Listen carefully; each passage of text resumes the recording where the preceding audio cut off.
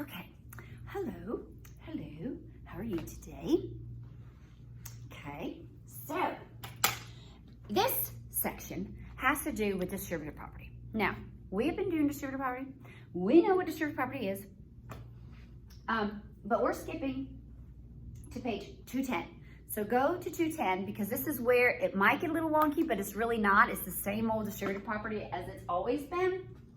So I don't want you to act like it's all cray-cray because it's not. All right, so using distributive property on both sides. So, you know, these equations that we've been doing might not have had it on both sides before, but now that we've got variables on both sides, of course you can have distributive property on both sides. You can have combining like terms on both sides.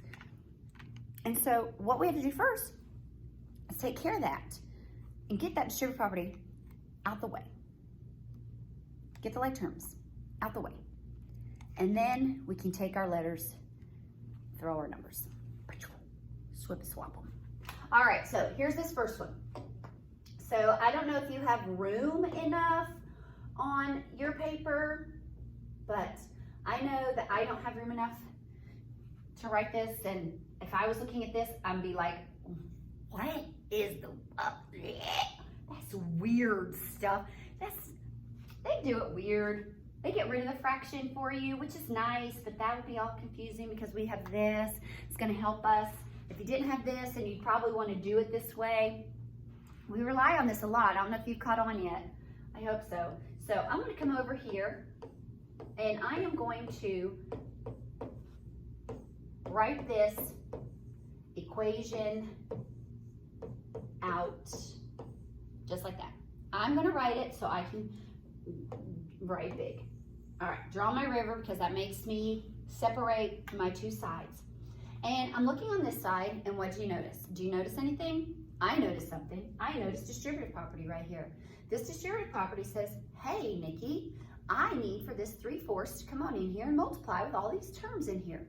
So I'm gonna take 3/4 times this. Now remember, there's a 1 here. So that's 3/4 times 1x. That makes 3/4 x.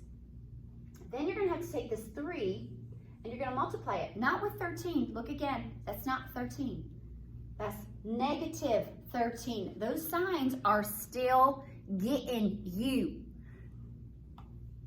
They're gonna continue to get you until you make the connection, the negative sign. Negative. So this is gonna be minus 39/4. All right, no more distributive property, took care of it, nothing else up here. Do you have any like terms? No, not there. All right, coming over here, oh, what do you notice on this side now? Got distributive property, so -2 is going in the house, or in the parentheses, so -2 would be -18, but you're not done, don't stop there. -2 times 1x makes -2x. Okay, now you're aware you have a two-sided, you got variables on both sides. And so I like to make sure that my letters are on the left. So letters should go here. Should there be any letters over here? Let's get them. Let's get them and put them where they be. Oh my gosh, there's a -2x on this side. Save it. How are you going to save a -2x? I am going to add a 2x. Now, take note as to where I'm putting it. Where am I putting that x? With the other x. I'm not putting it here at 39/4. That doesn't have an x. You can't put x's with the negative numbers. Okay, so now, do you know what 3/4 plus 2 is? Do you?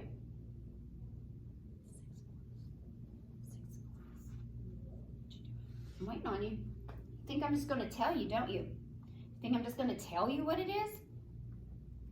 3/4 plus 2.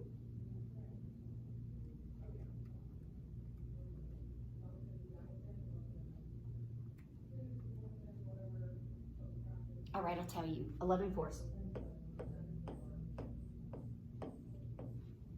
Minus 39 fourths equals negative 18. And they zeroed out. All right, regular old two-stepper. Add 39 fourths. Add 39 fourths. Lord, I know I don't know that answer. So negative 18 plus 39 fourths. Jeez. All right, so we're left with 11 fourths x, they cancel, equals negative 33 fourths. Okay, let's hope I can, I don't know if I can or not. Oh, thank goodness. Okay, so I'm here. Now, what's my last step? What's my last step?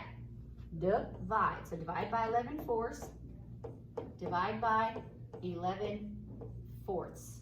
So negative 33 fourths divided by 11 fourths. So x would equal negative 3. They did it a different way than we did it, but it's okay. It still comes out to the same way. They got rid of their 3/4 right here, which is nice not to have to deal with fractions. So if you want to learn this way, you come ask Miss Graham or myself, and we will help you. If you're good with the calculator way, you just need to get on it. Get on it. Okay, I'm gonna have you pause right quick. Pause, and not key out yet. Wait a minute. I want you to do number 3. I want you to work number 3. Pause this video.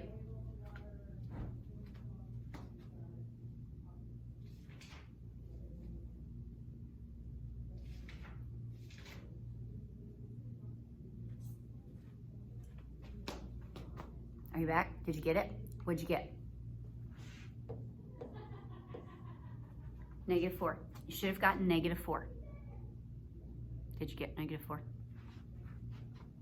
If not, I want you to go back and try it again. Try to get negative 4 and see where you made your goof. If you didn't get negative 4, find a friend who did. And then come see me or Miss Graham.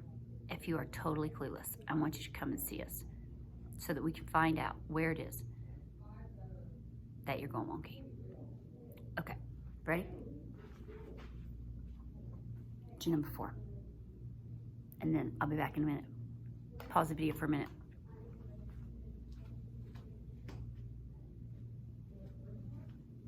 I'm back. Did you get 7? Did you get 7? You should have got 7. Did you? Did you get 7? If you didn't get 7, come ask me or Miss Graham, and we're going to walk you through numbers to get 7. But these steps are not changing. The steps are not changing. But I don't want to sit here and make you watch a video of me working through these 2 problems if you're getting them. Okay. I think what I'm going to do is I'm going to make a video going over them extra, and then you can play them if you need them. Okay. All right.